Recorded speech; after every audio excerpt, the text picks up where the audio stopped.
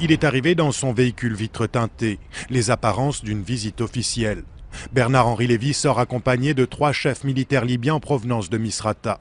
Le philosophe les a rencontrés en Libye lors d'un voyage dans cette ville martyre en mai dernier. Il leur ouvre maintenant les portes de l'Élysée. Les rebelles demandent de l'aide et des armes. 1 heure plus tard, le message a été transmis au président Sarkozy. Bernard-Henri Lévy persuadé, lui, que l'objectif commun est bien compris.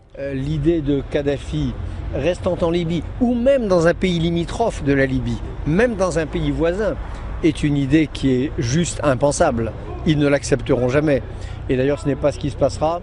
Et je ne pense pas non plus d'ailleurs que cela soit dans l'idée de la coalition et en particulier de la France. Dans la matinée, pourtant, le ministre français des Affaires étrangères, Alain Juppé, disait que Kadhafi pouvait rester dans son pays, à condition toutefois qu'il reste éloigné bien à l'écart de la vie politique. À se demander qui décide de la position de la France en ce qui concerne la Libye. En mars dernier, Bernard-Henri Lévy participait déjà à une rencontre à l'Élysée organisée par ses soins avec des rebelles libyens pour ce qui sera la reconnaissance officielle par la France du Conseil national de transition. Une décision lourde de conséquences. Alain Juppé, chef de la diplomatie française, n'était même pas au courant.